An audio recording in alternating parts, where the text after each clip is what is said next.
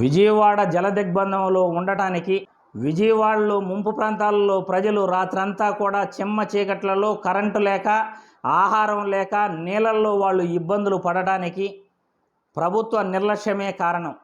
ముందస్తు సమాచారం లేకుండా వెలగలేరు హెడ్ రెగ్యులేటర్ గేట్లు ఎత్తివేయటం వల్ల ప్రజలు ఈరోజు అవస్థలు పడాల్సి వస్తుంది. ప్రభుత్వం ఎంతసేపు ప్రతిపక్షాలపై కేసులు పెట్టాలి, ప్రతిపక్ష నాయకుల్ని ఇబ్బంది పెట్టాలి, ఎక్కడ లూప్ హోల్ ఉన్నాయి అనే వెతకడం తప్పనిచ్చి ప్రజల గురించి కానీ ప్రజల సౌకర్యాల గురించి కానీ ఎక్కడ కూడా ఆలోచించట్లేదు. తద్వారా విజయవాడలో జల దిగ్బంధం అయ్యింది. కృష్ణానది వరద ఎక్కువ అవడంతో బుడమేరు కరకట్లకు 10 చోట్ల గండ్లు పడ్డాయి. ఈ గండ్లు పడడంతో కృష్ణానది వరద ఎక్కువైపోయింది. వరద ఎప్పుడైతే ఎక్కువైపోయిందో కరకట్టలు ఎక్కడైతే తెగిపోతాయనే భయంతో వెలగలేరు హెడ్ రెగ్యులేటర్ గేట్లు ఎత్తేశారు. ఈ దెబ్బతో కృష్ణా వరద ఎక్కువైపోయి ప్రకాశం బ్యారేజీ కింద మొత్తం దాదాపు 12 డివిజన్లు 3.5 లక్షల మంది ప్రజలు అష్ట కష్టాలు పడి జల దిగ్బంధంలో చిక్కుకోవాల్సి వచ్చింది.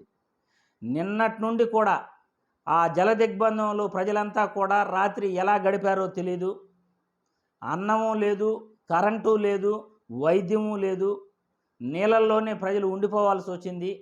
వాళ్ళందరూ అనేది ఏమంటే ప్రభుత్వం మమ్మల్ని పట్టించుకోలేదు, మాకు ఎటువంటి సహాయం చేయట్లేదు, మేము నిన్నటి నుండి ఆహారం కూడా తినట్లేదు, ఆడాళ్ళు అష్ట కష్టాలు పడుతున్నారు, పిల్లలకు కనీసం పాలు కూడా లేవు అనే ప్రజలు ఇబ్బంది పడుతూ వాళ్ళు చెప్తుంటే, కానీ ప్రభుత్వం మాత్రం ఆంధ్రజ్యోతి, ఈనాడులో కథనాలు రాస్తూ సీఎం ముఖ్యమంత్రి గారు అక్కడికి వెళ్ళారు, ఆయన అడుగు పెట్టంగానే ప్రజలంతా సురక్షితంగా ఉన్నారు, 1.5 లక్షల మందికి ఆహారం, పాలు, నీళ్లు అన్నీ అందిస్తున్నాము అని అంటున్నారు.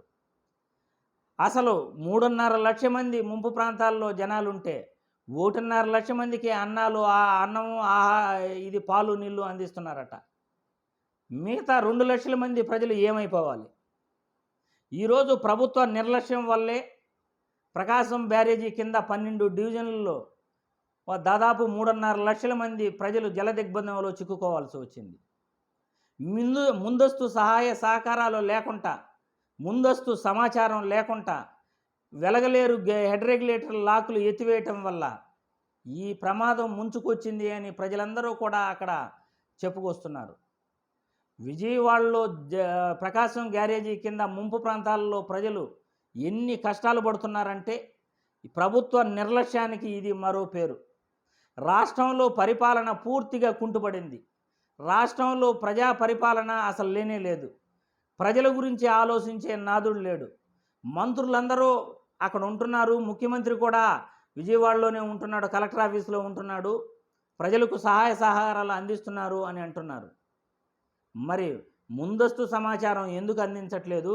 ప్రజలెందుకు మాకు సహాయ సహకారాలు అందలేదు, ఇప్పటికి కూడా మాకు భోజనాలు అందలేదు అని ఎందుకు అంటున్నారు?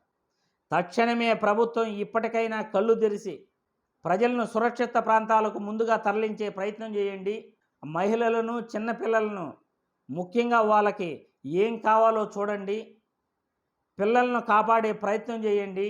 వరదల్లో చిక్కుకున్న ప్రాంతాలు, ముంపు ప్రాంతాలను మీరు ఏరియల్ సర్వే ద్వారా గమనించి ఆ ప్రాంతాల్లోని ప్రజలంతా కూడా సురక్షిత ప్రాంతాలకు హెలికాప్టర్ల ద్వారా కానీ లేకపోతే పవర్ బోట్లు వినియోగించి ప్రజలను కాపాడే ప్రయత్నం చేయాలని ఈ వీడియో ద్వారా ముఖ్యమంత్రి గారికి మరియు హోంమంత్రి గారికి మరియు డిప్యూటీ ఉప ముఖ్యమంత్రి గారికి ఈ వీడియో ద్వారా కోరుచున్నాను.